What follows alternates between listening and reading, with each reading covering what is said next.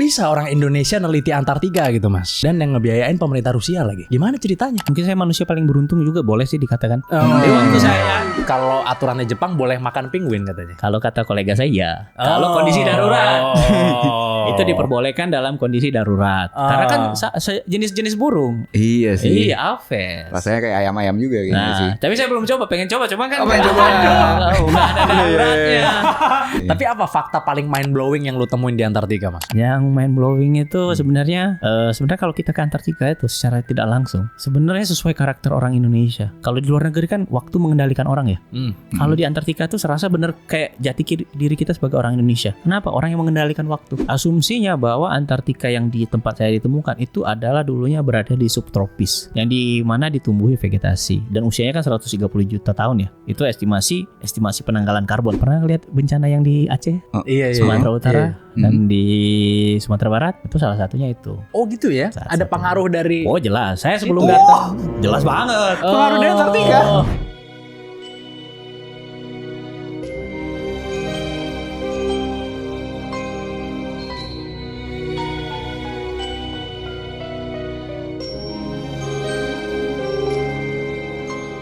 Ada nggak kemungkinan jika sebuah es mencair tuh ada virus purba yang hidup lagi gitu? Kalau temuan ada ya. Sehingga menginfeksi orang kan? Itu yang sebenarnya salah satu boleh dikatakan konspirasi, tapi kita menemukan. Tapi tim biologi, karena kan saya geologi ya. Saya nggak bisa dalam segmen saya bisa bicara itu lebih detail.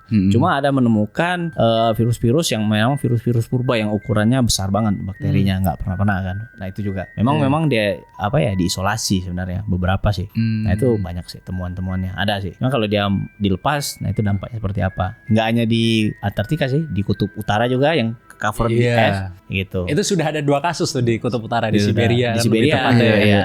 Contohnya itu pasti ada. Ada virus antraks yang hidup lagi yang di virus rusa kuno ya gitu.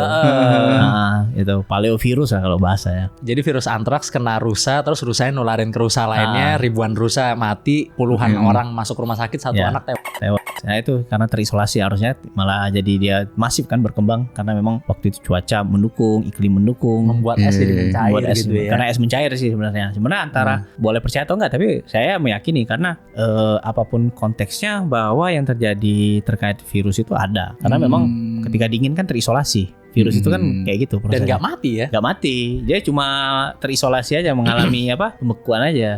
Tapi sejauh ini di Antartika nggak ada tuh kasus yang ditutupi ya? Nggak ada. Nggak ditutupi dong.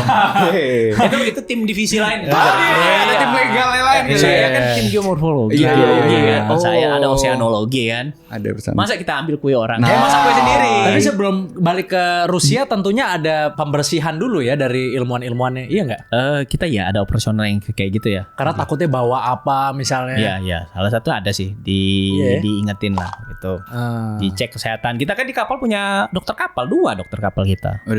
Itu benar-benar kayak serasa kayak ini loh, anime One Piece loh. Saya bayangin saya seperti Yonko loh. Gila. Asli kalau saya boleh bilang. Berlayar itu kan bulan per bulan kan.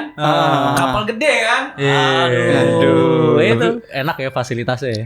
Enggak juga enak sih kalau, tapi saya comfortable sih. Comfortable, cukup lah gaya-gaya peneliti gitu. Cuma memang pengaruhnya kita nggak bisa lihat ya, pengaruh laut itu kan kadang gelombang naik 5 meter, 3 meter. Itu udah pengaruh juga. Teman-teman yang orang Rusia mual. Kalau saya sih, kita kan kalau kata orang Rusia kita agak bodoh juga sebenarnya. Mengkhawatirkan seorang Gary. Orang dia lahirnya di daerah ekuator, ngapain kita khawatir? Orang kitanya bodoh juga, itu tuh nganterin dia pulang sebenarnya. Teman-teman saya di kapal. Jadi di Rusia itu ada hal yang menarik ya. Setiap kita sampai ke 0 ekuator, mereka merayakan festival. Oh gitu? Iya, di kapal. Festival apa tuh? Festival ya pokoknya festival merayakan kesuksesan kita menempuh ekuator. Pakai kostum. Udah sampai nih. Udah sampai. Itu kalau kita kan punya kapal 2. Ya kalau Akademik Terosnikov jarang. Biasanya cuma dikasih sertifikat. Tapi kapal satu lagi yang saya belum pernah naik kapal yang sebenarnya agak tua sih. Akademik Fyodorov. Nah, Fyodorov itu kan geladak depannya kan gede. Yang di depan buat alat, buat kontainer, buat apa-apa ya, buat peti kemas itu gede. Nah, setiap mendekati ekuator, mereka festival, pakai kostum apa-apa gitu. Oh gitu ya? Iya. Ada botol yang dibuka nyanyi. main drama. Iya, party lah gitu ya. Party lah. Dia merayakan kesuksesan menempuh 0 derajat. Oke. Itu 0 di ekuator. Cuma kalau di level-level akademik kapal kita, Trosnikov tuh kita punya kultur yang unik juga sih. Jadi kita buat kolam. Buat kolam Buat pool di depan kapal. Oke. Jadi pakai kolam karet itu enggak? Pakai ini terpal ya. Oke, pakai terpal ya. Jadi dibuat dirangkai.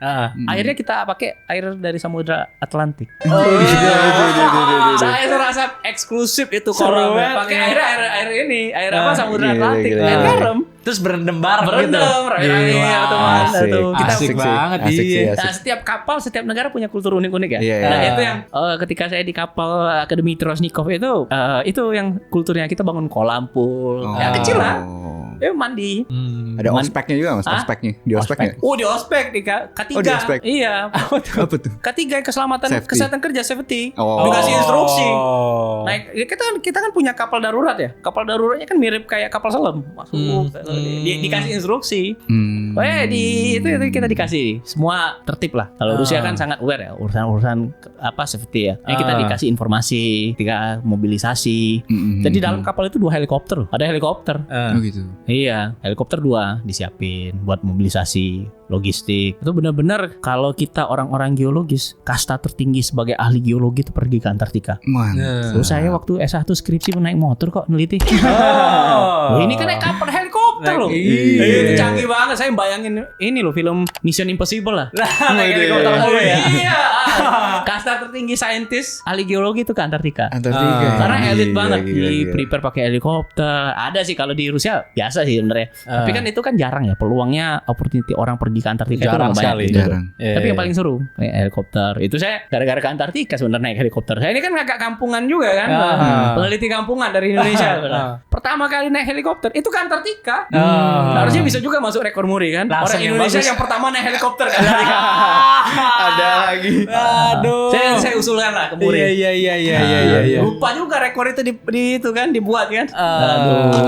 Tapi katanya es di Antartika tuh makin belakangan ini makin cepat cair katanya. Ya, benar ya? Bukan lagi benar, itu sebuah absolut ya. Apakah itu karena global warming apa kenapa? Salah satunya ya peningkatan temperatur yang sangat masif ya, signifikan ya. Jadi saya pernah ngomong urusan Antartika itu, ketika Antartika problem ya dunia akan bermasalah juga. Jadi ini kan terkait akhirnya dampaknya berentet ya.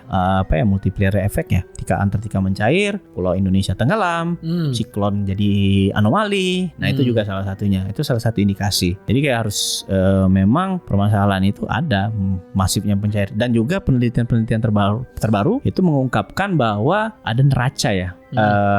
Mass balance namanya kalau bahas studinya neraca massa ya, ternyata mengalami penurunan volume es itu mengalami penurunan. Dia kan kadang kalau musim panas ya summer ya nyusut ya nyusut pasti panas. Kalau musim dingin naik lagi. Itu neraca mass balance namanya, neraca ada mass balance nya. Kali ini pas lagi dingin, musim dingin nyusutnya tuh nggak banyak. Harusnya kan dia kan harusnya nambah kan naik. Nah dia tuh nambahnya tiap tahun berkurang. Oke. Artinya kan banyak volume ya? itu yang terlempar ke laut. Tapi belum sampai negatif ya. Belum, enggak. Cuma dia volumenya ngurang. Harusnya nambah misalnya. Harusnya ketika dingin dia naik kan? Dia naik tapi enggak beda sama kayak waktu tahun lalu. Jadi nyusut. Harusnya misalnya nambah 100 gitu ya. Harusnya ini jadi 80 ya tuh. Nambahnya 70 doang tahun depannya gitu kali ya. Itu tenggelam. Itu sebuah fakta kebenaran ya yang tidak bisa dihindari. Tapi ada yang berargumen katanya, ini memang siklus bumi aja yang lagi panas sekarang. Kalau saya boleh ngomong benar. Benar ya? Benar. Justru malah di zaman tersier. Maksudnya bukan karena global warming gitu. Kalau global itu kan pengaruhnya antroposen manusia. Jadi manusia juga pemicu sebenarnya. Oke. Tapi ada pengaruh lain selain global warming ya ternyata. Tapi dominasinya lebih ke pengaruh aktivitas manusia. Oh oke. Nomor satunya tetap antroposen. Antroposen. Namanya era periode ini namanya kan antroposen. Bagaimana aktivitas manusia itu berdampak terhadap peningkatan temperatur. Oke. Atau jumlah manusia semakin banyak. Terus peternakan yang sapi dia kan Sapi. rilis menyumbang metan ya, gas metana ya. Itu makanya dinamakan saat ini kita ada hidup di perlapisan bumi yang namanya antroposen. Jadi double ya, udahlah siklus bumi lagi panas. Habis itu plus manusia Tapi juga. Tapi jauh dari berapa miliar tahun yang lalu memang di zaman tersier bumi itu panas. Di zaman tersier ya, ketika Kepulauan Indonesia kan baru terbentuk kan sekitaran 25 juta tahun yang lalu. Tapi memang aktivitas erupsi gunung api masif dan panas banget, temperatur lebih panas dari sekarang. Iya. Dan itu bagian dari siklus. Benar kalau siklus, tapi kan variabel pemicunya kan ada. Variabel pemicunya manusia mempengaruhi. Salah satunya itu. Nah, makanya terjadi yang antroposen, akibat aktivitas antroposen itu menyebabkan percepatan peningkatan. Karena apa? Karena iklim Antartika ini jadi mainan politik, kan gitu. Loh, kok bisa? Ya bisa jadi politik. Ya kenapa? Negara-negara nggak mau nggak mau menganggap masalah ini sektoral, bukan masalah global. Jadi kalau menganggap masalah Antartika itu secara sektoral, mereka akan menyelesaikan secara sektoral, bukan secara global. Dan ini isu yang harus menjadi konsensus dan tanggung jawab umat manusia, bukan hanya satu negara, bukan hanya Rusia, bukan hanya Tiongkok, bukan hanya Amerika, tapi masalah Antartika adalah masalah global dan harus diselesaikan negara-negara secara konsensus bersama sih sebenarnya. Soalnya kan banyak orang yang bilang, global warming is not real. Itu kalau global warming itu memang awalnya kan bahasa politik pidatonya wakil presiden Amerika ya waktu itu ya. Iya benar. Siapa namanya? Lupa lagi. Lupa siapa. Al Gore. Al Gore ya. Kalau namanya Al Gore ya. Kalau di kampung saya ada juga namanya Al Gore, tapi diplesetin Algiors. Apaan itu Algiors? Ada juga nama, kalau saya dari Palembang ya, musim Banyuasin kan. Lucu-lucu kalau ngasih nama anak kan. Ngefans lah namanya, Eisenhower kan. Jadi, tapi dipanggilnya bukan Eisenhower, Hasan Obor. Karena mirip Eisenhower kan. Hasan Obor. Jauh juga ya. Jauh juga, tapi mirip karena Eisenhower itu kan. Nah, jadi yang terkait itu sebenarnya kan politik sebenarnya. Tapi kita lihat aktivitas manusia mempengaruhi. Gitu. Malah jadi nomor satu ya yang membuat iklimnya hancur. Iklim hancur karena faktor manusia. Dan ketika industri dimulai, zaman periode industri, revolusi industri dimulai, itu sudah mempengaruhi landscape. Landscape temperatur global itu berubah. Mulai berpengaruh terhadap vegetasi, terhadap hewan, kan fauna waktu itu kan ada yang kupu-kupunya warna-warni di Inggris tiba-tiba jadi gelap kan. Oh iya ya. Iya waktu itu. Gue belum tahu tuh. Gimana? Berubah warna. Itu adaptasi. Makanya ada mata pelajaran biologi kelas 1 SMP itu adaptasi, bro. Oh iya. Udah ngasih warning bahwa kita manusia tuh bisa beradaptasi. Gitu. Nah, terkait itu sih Antartika juga begitu. Dan pemanasan global tidak memungkiri mempengaruhi perubahan landscape di Antartika. Kalau di kutub utara kan nggak ada benua ya. Nggak ada satu benua, dia kan cuma kayak pelapisan es ngapung gitu. Tapi itu berpengaruh juga kepada populasi beruang. Saya pernah juga diundang di Rusia tuh konferensi beruang. Saya kaget juga diundang itu bahas masalah beruang kan. Saya kira bahas harimau. Saya siap paparan harimau Sumatera. Bukan harimau Siberia. Bahasnya penguin. Kaget juga saya. Ya untung bisa jawab lah. Saya bantu ngasih perspektif yang beda lah, POV-nya dari perspektif ahli geomorfologi kan. Bahwa terjadinya peningkatan temperatur memecah es, pelapisan es itu. Jadi beruang itu kan nggak bisa beradaptasi, nggak bisa menyesuaikan kan, mencari makan karena dia butuh energi yang banyak buat itu. Penguin juga begitu. Tapi Antartika itu kan zona damai sebenarnya ya, buat sains gitu. Tapi Amerika, Rusia dan Cina tuh lagi gencar-gencarnya nih bangun pangkalan di situ. Kalau saya sih bukan pangkalan sih, stasiun ya. Stasiun ya. Bahasa saintisnya stasiun ya. Walaupun nanti akan jadi pangkalan nantinya. Walaupun dalam pelaksanaannya ada yang menggunakan stasiun itu menjadi seolah-olah pangkalan. Nah, itu dia. Apakah ada perebutan teritori di sana? Itu kalau teritori nggak ada, tapi sektor ya. Jadi kan pembagian traktat Antartika itu kan berapa negara mengklaim yang Antartika menjadi bagian negara ini, Norwegia salah satu karena Amundsen kan, Amundsen. Rusia nggak membantah klaim itu. Australia, terus juga jelas negara-negara Amerika Selatan ya, Chili, Argentina mengklaim itu wilayah kita dong. Nah, jadi kayak Chili itu mengatakan bahwa ini dulu jalur nelayan kita. Oh gitu. Waduh, ada omongan-omongan seperti itu. Itu jalur nelayan. Narasinya mereka. Wah. Sehingga waktu inisiasi Traktat Antartika, semua klaim itu dianulir. Rusia, Amerika menganulir klaim-klaim itu. Artinya sehingga digunakan untuk tujuan damai. Akhirnya lahirlah ATS tadi, Antarctic Treaty tadi di Kongres tahun 59 atau 61 saya lupa. Waktu Kongres AGY, International Geophysical Year, negara-negara itu meratifikasi namanya Traktat Antartika. Tapi katanya traktat tersebut akan habis di 2048. Betul, itu yang ngerian. Jadi permainan long game nih, investasi jangka panjang jadinya. Banyak yang mengira sekarang banyak bikin station, ya udah nanti pas 2048 renegotiate. Ya, boleh dong nggak buat damai. Boleh buat damai. Saatnya menambang. Nah, gitu kan. itu banyak banget. Mineral-mineral kritikal itu ada semua. Kan? Itu ada lagi gunung yang menghasilkan emas kan ketika erupsi kan, gunung Elbrus kan. Gunung Elbrus. Bukan Elbrus ya. Iya, Elbrus ya. Nah, itu juga. Setiap satu hari nyemburin 80 gram emas. Iya. Debu emas lo gila. Itu bisa juga nambang emas di situ, kita tajir juga kan. Oh, kaya. Ada batuan-batuan ruby juga sebenarnya. Karena kan proses metamorfisme batu ya, metamorfik batu. Metamorfik itu kan batu yang tua ya. Iya. Makin lebih tua prosesnya ya. Umurnya kan bisa miliaran tahun gitu. Iya. Wah. Nah, itu yang jadi salah satu kritikal mineral yang dicari. Nah. Jadi ketika ke Antartika apakah nanti ada eskavator? Who knows lah. Iya. Setelah 2048 lah kita lihat. Bahkan selain mineral juga udang krill itu diperebutin juga katanya. Iya, itu udang krill. Itu katanya protein masa depan kan katanya. Itu kan. juga salah satunya sih. Itu. Iya. Macam-macam lah di sana sumber dayanya. Banyak sih, semua negara punya kepentingan masing-masing. Nah, Rusia bukan kepentingan, kalau kepentingan saintis, Rusia pengen mengkapitalisasi bahwa polar science itu Rusia yang menguasai. Oke. Sehingga Rusia tuh punya stasiun paling terbanyak. Mungkin salah satu negara yang punya stasiun terbanyak. Ada 10 atau 15. Nah, karena kan nantinya hak suara itu kan ditentukan dari negara banyaknya anggota. stasiun kan? Negara-negara yang meratifikasi traktat, yang jadi permanent member. Oke. Contohnya Amerika, Cina, Rusia gitu. Amerika, Cina, Rusia, India. Ada 4 ternyata. Salah satunya itu. Ada banyak. Ada banyak. Inggris juga punya hak. Inggris juga punya ada hak juga. Hak apa tuh? Hak juga untuk memutuskan tadi. Yang Indonesia. Hak tinggi.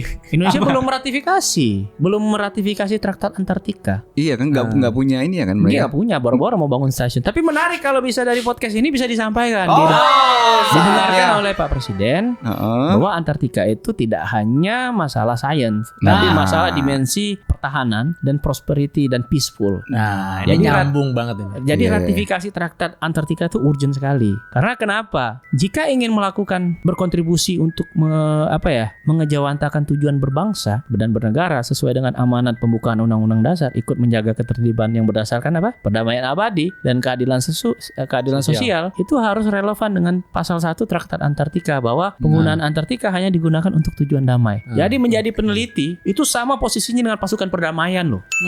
Iya, kita tapi dengan gaya yang berbeda. Dengan meneliti Antartika, kita secara tidak langsung ikut berkontribusi menciptakan perdamaian. Karena sejalan dengan visi Traktat Antartika, menggunakan Antartika hanya digunakan untuk tujuan damai. Sejalan dengan pembukaan Undang-Undang Dasar. Jadi kalau saya bukan tentara, tapi saya melakukan sama apa yang dilakukan oleh pasukan perdamaian. Dengan jalan yang berbeda, jalan ninjanya berbeda.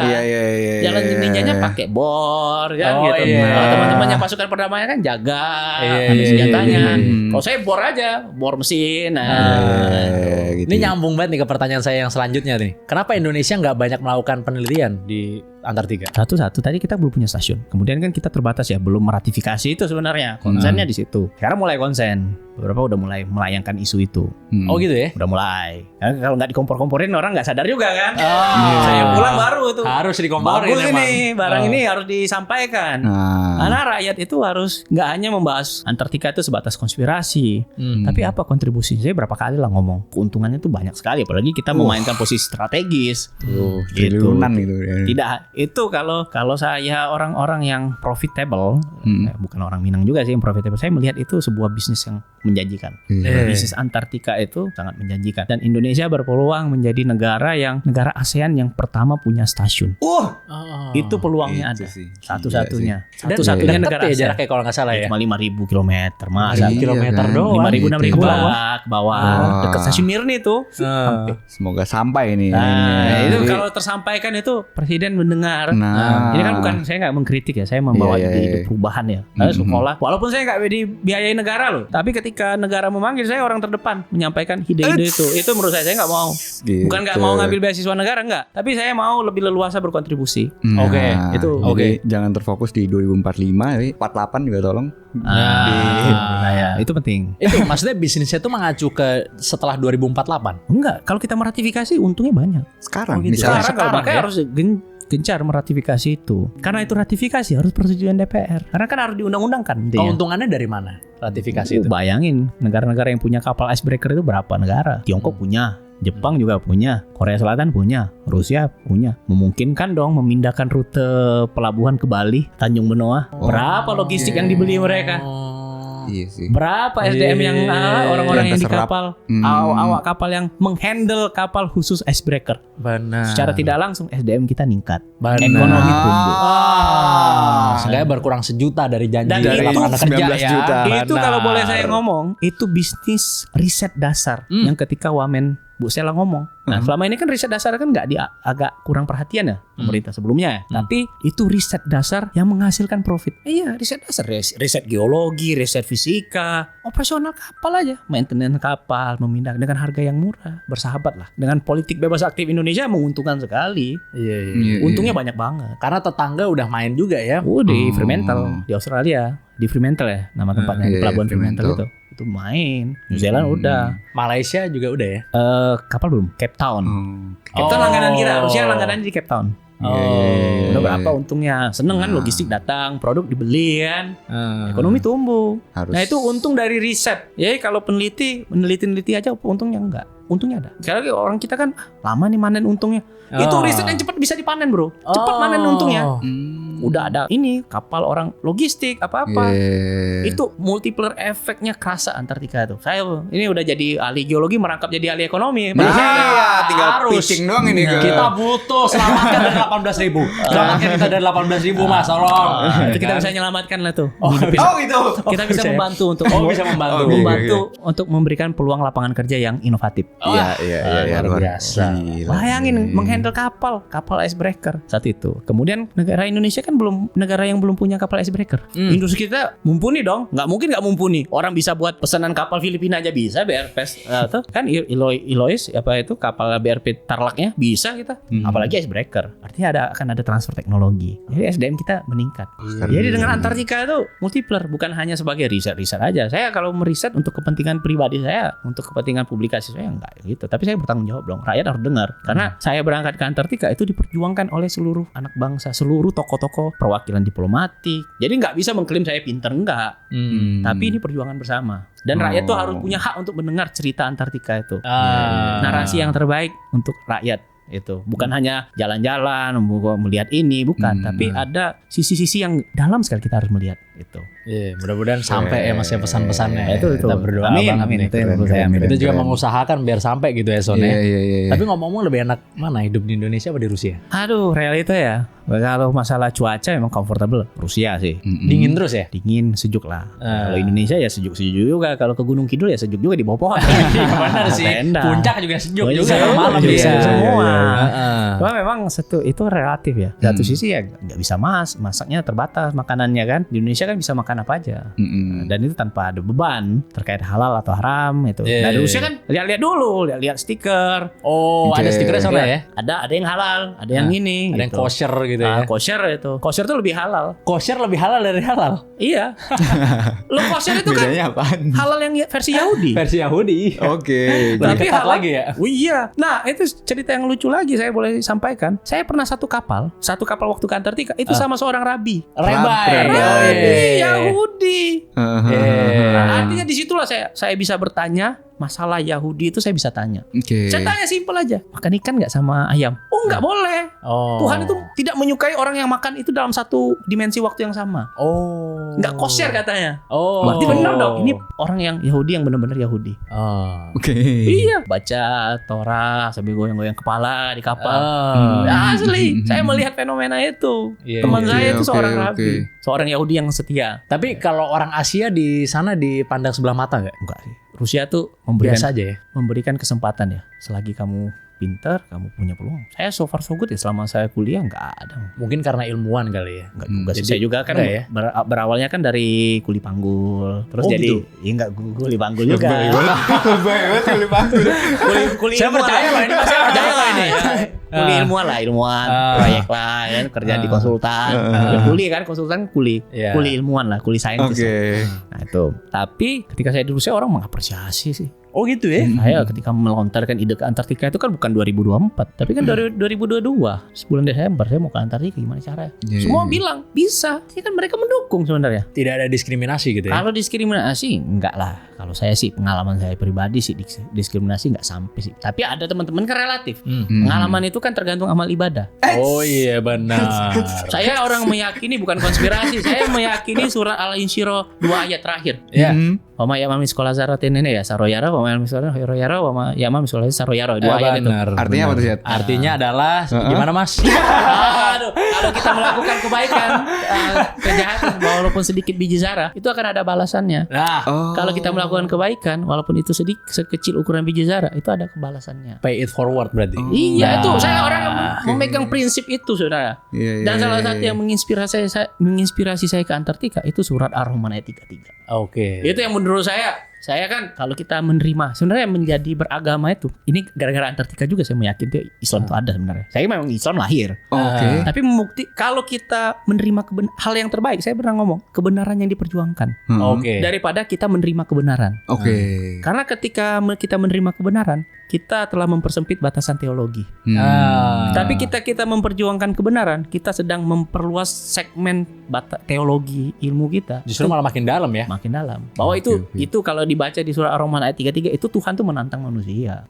Menantang manusia dan jin loh. Itu kalau orang kan sering baca aja, baca suratnya tapi nggak mendalami pemaknaan itu. Itu pemaknaannya tuh benar-benar Antartika menurut saya. Jika kalian ingin menembus langit dan bumi, itu kan intinya, hai umat manusia, hai umat manusia dan jin kayaknya. Hai jin dan manusia, lakukanlah perjalanan untuk menembus langit dan bumi kan. Untuk menembus langit dan bumi, kamu hanya bisa melakukan itu hanya dengan kekuatan. Itu pemaknaan Antartika menurut saya itu Ar-Rahman 33, Bro. Kalau saya bukan kiai sih. Benar. Tapi saya yang memperjuangkan kebenaran itu. Karena 2 komponen surat itu bicara sultan. Sultan itu kekuatan bahasa Arab. Memang kayak sultan itu orang yang kuat sebenarnya. Sultan itu artinya dari kata sultan, kekuatan. Dari bahasa Arab. Jadi kita memahami itu. Kekuatan itu apakah kekuatan fisik atau kekuatan ilmu? Nah, 2 komponen itu yang membuat kita memahami Antartika itu tidak hanya fisik tapi butuh ilmu. Jadi diperjuangkan. Itu jadi saya agak taubat juga sebenarnya. Keren. Asyhadu alla ilaha Enggak dong. Belum. Oh, belum ya? Belum terketuk berarti. Harus didobrak kayaknya. Instagramnya udah login passwordnya aja. Mungkin mesti datang ke Antartika dulu kali. Benar. Tapi apa di Antartika banyak batu-batu berharga ya Mas berarti ya? Ada ya? Ada batu rubi lah, ada lah.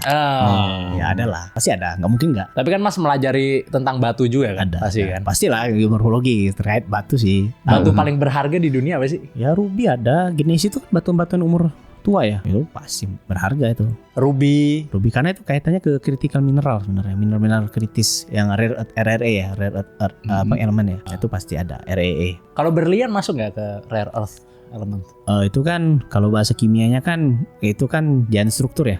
Strukturnya karbon ya. Yang tetap berharga karena proses pembuatan berlian itu kan berat ya. Harus ada tekanan yang sangat tinggi. Walaupun sekarang bisa diimitasi tapi bisa pecah juga. Iya, gitu. Ada levelnya. Ada yang bisa bukan abal-abal sih, bisa dibuat kan? Imitasinya lah yang bikinan lab lah. Bikinan lab bisa. Tapi kan berlian itu kan sama-sama grafit isi pensil, sama-sama dari karbon. Tapi grafit kan rapuh. Tapi strukturnya struktur karbon, sama-sama C. Cuma kalau berlian itu kan giant struktur, ya? Lebih strukturnya lebih padat dan memang lebih gak rapuh itu. Jadi dia punya molekul sama-sama molekul unsur karbon, tapi beda proses pembentukannya. Karena ada konspirasi yang bilang sebenarnya berlian itu tidak berharga. Ya berharga itu dibikin berharga aja sama salah satu keluarga. Nggak bisa ngebor kalau nggak ada, karena skala Mohs. Bahasa biologi kan skala Mohs ya. Skala Mohsnya berlian kan 10. 10 itu kan keras banget. Padat banget ya. Padat. Makanya kalau zaman dulu orang-orang mau, ada lagi yang tahu bagian motor yang busi itu enggak? Iya. Yang keramik itu ya. Zaman-zaman busi kan? Busi motor kan? Makanya putih-putih itu. Iya. Itu kalau jangan dikasih tahu sih kalau orang mau dulu zaman-zaman nyopet dulu kan lempar itu ke kaca ya. Benar langsung hancur ya. Itu ilmu geologi dipakai. Ahli geologi sebenarnya nyopet sebenarnya. Tapi saya enggak pakai itu. Nah, itu satu. Nah, berlian itu kan salah satu prosesnya berat itu menjadi struktur sepadat itu. Keras ya, lempar aja pecah kaca. Karena kan silika, SiO2 itu pecah level 5 apa kekerasan 5 atau 6 skala Mohsnya. Jadi patut dihargai semahal itu ya? Mahal. Prosesnya lama. Kita lahir aja, sampai kita mati aja belum tentu jadi berlian. Tapi kalau yang lab itu kan bener-bener sama persis kan? Sama Beda persis, beda, tapi kan? beda tingkat kekerasan. Proses kita tuh nggak bisa mengganti proses yang alam sama proses yang dibuat di lab. Kan lebih cenderung stabil ya. Pengaruh di lab kan dikasih tekanan sekian, temperatur sekian. Tapi kan yang di alam kan ada kondisi ketika dingin, ketika panas banget, artinya dinamis. Berubah-ubah, ya. Itu beda. Menurut kita yang nggak sulit orang memahami kok bisa pecah walaupun bornya berlian dari lab kan. Walaupun skalanya sama, ada yang membedakan. Bagaimana dengan konspirasi tembok di Antartika yang itu mengelilingi bumi? Sebenarnya enggak juga, itu kan memang ini tebing gitu nih, tebing glasier. Iya, cuma orang kan ada tembok besar. Saya juga ditanyain juga. Aduh, bingung juga menjawab konspirasi itu, tapi ada tebing sebenarnya. Cuma kalau ada kota-kota modern nggak ada sih memang. Di seberang sana ada civilization yang sebenarnya katanya. Ada sih. Tembok sumber dayanya lebih banyak. Gitu. Ada Admiral Byrd, kalau Admiral Byrd saya terima tuh. Tapi orang-orang yang pertama ke Antartika tuh bukan orang Amerika loh, orang Rusia loh. Orang Rusia ya? Iya. Orang Rusia. Rusia tuh orang yang negara-negara yang menggilai sains menurutku. Walaupun yang ke bulan duluan Amerika ya. Walaupun masih di orang Rusia mengatakan itu konspirasi. Gak terima dia. Jadi berangkat apa enggak? Itu orang Rusia yang ngomong. Enggak masuk akal katanya. Masa enggak pernah lagi ke bulan? Berarti Anda percaya bahwa yang Neil Armstrong itu palsu? Orang Rusia menceritakan dengan bukti-bukti yang evidence. Oke. Kalau Anda percaya kesimpulannya? Moon landing Amerika apakah benar apa hoax menurut lo? Itu sangat berat dijawab oleh saya. Itu saya menjaga bebas aktif ya. Oke. Itu berat ya. Apakah tapi Rusia memberikan evidence ya. Iya. Masa nggak pernah lagi ke bulan? Kenapa sih? Apa masa Amerika bokek kan? Kan ditanya orang Rusia kok bokek nggak ada duit, kok nggak pernah lagi ke bulan? Tapi kenapa nggak dibantah sama Rusia waktu Kan berangkat? kali udah bantah. Oh emang dibantah? Ada beberapa ini nggak mungkin nih konspirasi. Sampai orang-orang Soviet itu membantah, bohongnya ini. Nggak masa ke bulan, terus nggak pernah lagi ke bulan kan? Iya, nggak pernah lagi ke bulan ya. Bantah secara resmi gitu yang kayak belum pernah dengar saya. Oke. Saya belum pernah nemu sih secara bantahan. rakyat, secara level civilization itu jadi obrolan sosial kita di Rusia. Itu hoax itu. Berarti kebanyakan orang Rusia meyakini itu hoax berarti ya. Asli, itu sebuah konspirasi yang dibuat-buat. Bikin di studio film. Itu yang dari saya orang Rusia yang ngomong di sekolah. Saya kan dengar sambil ngobrol. Oh, ceritanya begini. Dia meyakini tetap Yuri Gagarin. Yuri Gagarin ya. Itu kita nggak bisa bohong itu. Mereka melakukan ini. Iya. Karena itu dampaknya lumayan besar loh. Amerika menang duluan itu. Iya, ke bulan kan. Tapi kan Yuri Gagarin menang duluan ke ruang angkasa. Iya, pertama kan Yuri Gagarin. Cuma nggak napak bulan. Tapi nggak napak bulan. Tapi ke ruang angkasa pertama. Terus yang perempuan pertama Valentina Tereshkova itu orang Soviet semua. Kan sampai ada series Mas yang ngebahas tentang kalau seandainya Rusia duluan yang berhasil ke bulan, apa yang akan terjadi? Iya, ada juga. Ada tuh series gitu. Ada. Ratingnya tinggi loh. Gue lupa judulnya apa. Yang Antartika itu orang Rusia. Karena Rusia tuh orang yang gila sains menurut saya. Gitu ya. Jadi semua ilmu pengetahuan yang diperoleh. Nah, kita tuh jangan sampai menjadi negara yang mengkonsumsi sains. Terima beres. Rusia tuh memperjuangkan sains. Jadi mengeksplorasi tempat-tempat baru. Oh, temuannya nggak kayak gini loh. Kita kan selama ini baca buku geologi udah terima penulisnya dari barat. Berarti ada pertanyaan ya yang muncul dari kepalanya. Ada question mark. Ada why and how. Apa benar? Itu dibuktikan. Mengeksplorasi Antartika itu kan dari sebuah asumsi Lomonosov. Lomonosov kan ilmuwan, orang Rusia kan ilmuwan. Oh, akan ada benua di ujung selatan itu. Mengutuslah waktu zaman kekaisaran Rusia, mengutuslah von Bellingshausen sama Lazarev melakukan perjalanan dengan dua arah yang berbeda. Ada yang dari timur, ada yang dari barat. Nah, kalau ini si Bellingshausen itu dia melakukan perjalanan ke yang sampailah yang namanya King George itu. Tapi orang Rusia nggak bilang King George, itu Pulau Waterloo. Waterloo, dia bilang Waterloo ini kata si Bellingshausen. Apa bedanya King George dengan Waterloo? Cuma nama toponimnya aja. Itu unik yang di Antartika. Salah satu unik, kamu akan menemukan nama-nama tempat yang berbeda. Karena satu negara bilangnya ini. Beda, iya. Itu membuat kekacauan masalah toponimi. Apa tuh? Toponimi. Toponimi itu penamaan tempat. Jadi ada 3 pelafalan. Kalau di Pulau King George itu versi barat itu King George. Versi Rusia Waterloo. Versinya Chili itu Fribis. Tapi itu ada 3 istilah. Itu bukan konspirasi, itu yang membuat kegalauan kita sebagai saintis gimana menulis nama tempat-tempat yang sesuai standar. Oke. Sesuai standar global gitu Standar maksudnya. global itu belum ada diakui itu. Saya pernah ngomong ke di Indonesia ya. Pernah nggak sih Badan Informasi Geospasial kan? Saya nanya lah, ada tokoh-tokoh peneliti lah, ahli toponimi. Pernah nggak sih BIG membuat toponimi ekstrateritorial? Gak kepikiran juga. Belum pernah. Itu peluang Indonesia tuh memberikan toponimi Indonesia, misalnya Nusantara, terus Sumatera. Itu bisa di Antartika, bro. Makanya segera meratifikasi Traktat Antartika. Jalan Sudirman di Jalan Sudirman Antartika. bisa. Oh iya. Sudirman Point bisa. Gila sih Sudirman Point. Itu yang diperjuangkan dengan ratifikasi Antartika. Kita bisa mengkoleksi toponimi ekstrateritorial. Wah gila. Itu peluang yang tidak Peluang terpikirkan. bisa ngasih nama tempat atau carry point kan bisa. Bisa. Masa Maroko aja yang bisa ngasih Ru Soekarno kan? Nah. Soekarno Bazar di Pakistan. Di Antartika peluang memberikan nama-nama toponimi Indonesia. Kan dorong meratifikasi Traktat Antartika itu kita punya keleluasaan. Iya. Nah itu belum ada tuh. Jadi kita bisa ngasih nama stasiun Nusantara. Itu gila itu kalau memang tereksekusi dengan baik jadi itu. Itu bukan lagi konspirasi. Sebuah yang upaya kita menasionalisasikan sains ya. Sains ekstrateritorial ya. Iya. Tapi bentar gue pengen tarik lagi deh ke konspirasi yang apa? Moon landing tadi. Kalau misalnya kita sebagai orang-orang misalnya orang awam atau konspirasi kan biasa evidence-nya misalnya benderanya apa segala macam aneh. Nah, kalau tadi yang lu bilang evidence dari orang Rusia itu apa? Yang ente ngomongin tadi. Itu juga yang di studio. Masa ada bayangan. Tetap itu juga. Gue kira kayak ada evidence lain yang orang Rusia doang yang. Ya itu satu masalah. Benderanya tidak berkibar ya. Enggak berkibar. Tetap sama berarti ya. Kalau benderanya berkibar kan, padahal kan enggak ada angin. Justru berkibar. Berkibar. Itu juga itu sama evidence-nya sama. Tetap sama ya. Tapi kepercayaan Anda soal konspirasi ini nggak bisa di-disclose ya di sini. Itu agak susah ya kalau. Saya spesialis untuk saat ini, spesialis Antartika dulu. Oke. Jadi kalau ada bahan-bahan lagi, saya pulang lagi, datang kita diundang, nanti kita ngumpul. Boleh. Kita infoin lagi. Boleh. Bisa bahas, kita kasih evidence. Saya harus ngoleksi dulu itu. Oke. Evidence moon landing itu. Termasuk yang ilmuwan itu juga bilang gitu juga. Wah itu bohong yang NASA kemarin. Ya beberapa ilmuwan Rusia lah. Oh beberapa ya, ada yang percaya ya. Ada yang percaya. Iya. Juga kalau obrolan masyarakat Rusia tuh kan, ini bohong lah. Ini Amerika tuh nggak sekeren Uni Soviet. Iya. Kok bisa nelpon ke bulan? Gitu kan? Apakah ada BTS? Itu penting. Gitu. Kok bisa ada video yang lepas landas dari bulan? Itu evidence-nya. Kamera dari mana itu? Tapi ada nggak konspirasi yang lu percaya tuh ya Mas? Kalau yang percaya sih, sebenarnya lebih percaya podcast kalian sebelumnya yang masalah Kediri itu.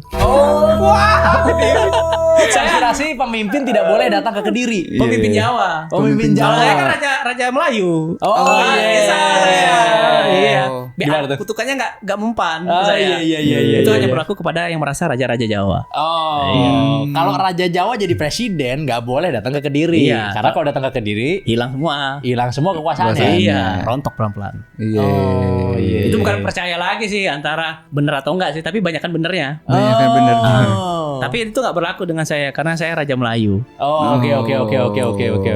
Nah itu percaya ya kalau soal itu ya. Kenapa percaya. alasannya tapi kok bisa percaya? Ada yang menceritakan itu menjadi bahasa yang lebih ilmiah dan standar. Sampai ilmiah. Menjadi, kan itu kepercayaan ini kan, mistis kan? Ya percayaan mistikal tapi yang divariabelkan menjadi dengan variabel-variabel tertentu menjadi sebuah ini ilmiah. Coba gimana penerangan ilmiahnya? Aduh, agak-agak secret juga sih sebenarnya ini terkait penamaan tempat, penamaan adalah nama orang nggak boleh rangkap itu. Terus memang dalam sejarahnya Kediri itu kan tanah konflik sebenarnya. Oh iya.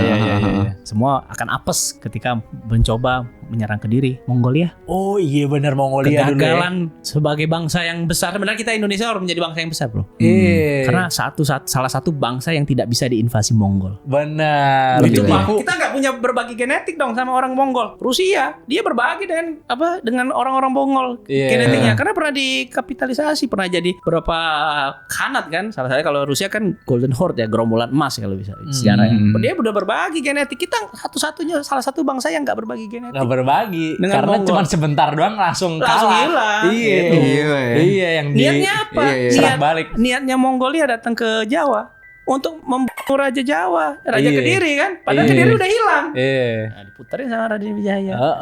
Itu yang menurut saya konspirasi nggak konspirasi. Salah satu malah disuruh ngeburu musuhnya Raden Wijaya. Itu menurut saya salah satu, percaya atau enggak itu salah satunya. Ketika kita punya niat melampaui takdir, Mongol pun hilang dalam sejarah. Ternyata Indonesia sekuat itu. Itu harus bangga kita. Maka kita harus bangga dan harus percaya sama diri kita ya bahwa the possibility is endless gitu ya. Itu Mongolia itu.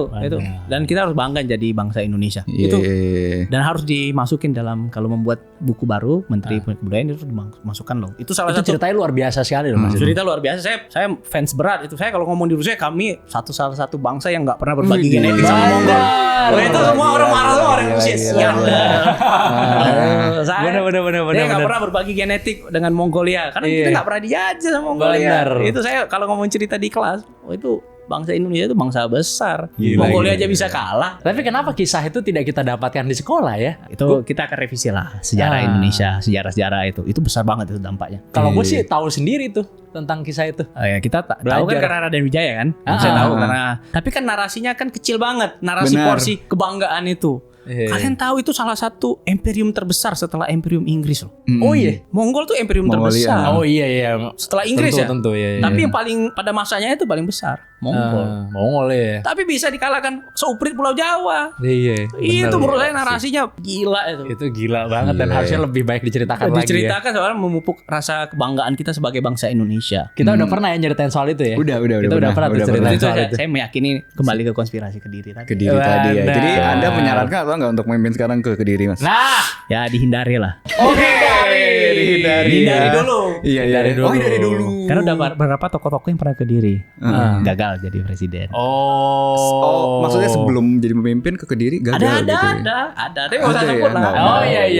Ya bisa. Mungkin ya kalau udah lihat udah sadar. Oh iya saya pernah ke Kediri. Itu ada. Nanti dilihat dari sini aja, video sini aja. Benar. Nanti dibagi di podcast ini aja. Iya. Udah ke Kediri ini udah. Hati-hati kalau ke Kediri gitu ya. Sudah. Ada yang juga menteri pernah ke Kediri. Nginep juga. Oh iya. Itu peluang dicopot langsung. Bukan peluang masuk. Jadi kalau mau nyalon agak gagal. Iya.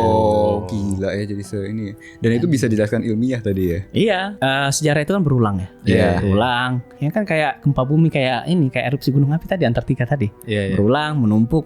Jadi kita bisa membaca itu. Polanya sama, ada kecenderungan yang sama itu. Ibaratnya Antartika menyimpan banyak sekali cerita. Itu ya? Antartika ya, apalagi konspirasi Kediri kan. Saya salah satu fans berat itu konspirasi yang dibahas di podcastnya di teman-teman Richard dan Sony salah satunya itu yang menurut saya ada yang membuka itu. Terima kasih banyak Mas ya kan.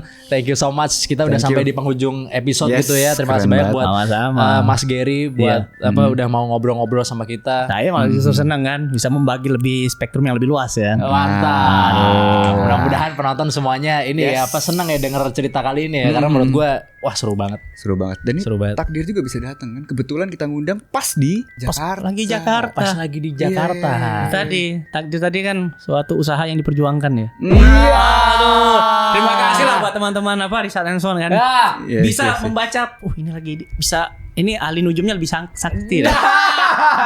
Pas saya bilang saya datang. Takdirnya pas ya kan kita bertemu di sini. Anda berarti ke Rusia lagi sebentar lagi ya? Rusia 10 Agustus, 9 Agustus. Oke, 9 Agustus Anda ke Rusia lagi. Terima kasih banyak atas ilmu-ilmunya ya. Mudah-mudahan penonton merasa ini ya terisi ya dari episode ini gitu. Thank you so much buat kalian semua yang udah nonton dari awal sampai akhir. Langsung aja komen di bawah karena itu ada respect for us. Jangan lupa komen, like, dan subscribe video kita. Jangan lupa jadi member dan Discord link di deskripsi semua. Oke, sampai jumpa di episode selanjutnya dari Di Atas 12. Thank you, Mas. Sama-sama.